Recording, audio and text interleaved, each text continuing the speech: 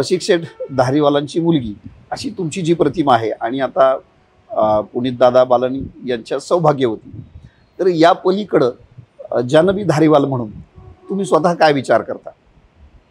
म्हणजे व्यवसाय असेल, आता सामाजिक तर तुमचा हा अप्रोच मला समजला, व्यावसायिक जो दृष्टिकोन आहे तो या आधी पण मी पाहिलेला आहे की तुम्ही खूप व्यावसायिक दृष्टीनं विचार करता, पण आता हा सगळा नवा जो बदल आहे, वडील गेल्यानंतर तुमच्यावरती काही जबाबदारी आहे किंवा आता पुनीत दादांशी विवाह झाल्यानंतरच्या काही जबाबदारी आहेत, तर या सगळ्यातनं व्यवसायाला व्यवसाय बघायला वेळ मिळतो का मुळात?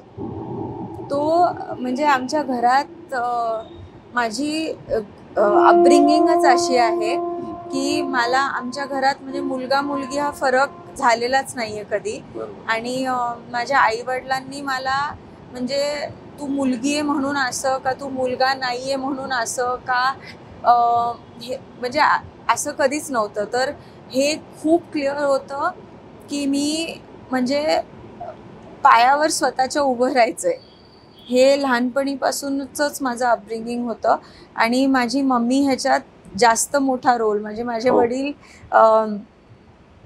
वॉज व्हेरी व्हेरी लव्हिंग आणि त्यांचं असं की माझी मुलगी माझा इतका जीव आहे की तिने काहीही ठरवलं तरी ओके, म्हणजे काम करायचं ठरवलं तरी ठीक आहे, नाही करायचं ठरवलं तरी ठीक आहे.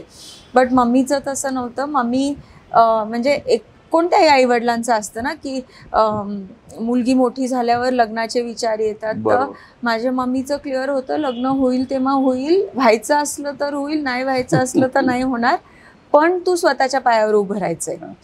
तर हे खूप क्लिअर होतं.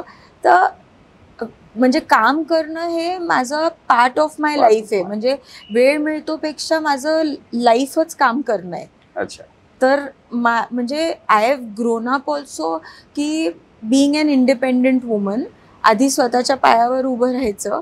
आता पप्पांनी मला तो प्लॅटफॉर्म दिला, मला ती फ्रीडम दिली, मला ती मोकळीक आणि म्हणजे सगळं की तू चुका कितीही कर, काही हरकत नाही, फक्त त्या चुकांमधून शिकली तर तू पुढे जाणार.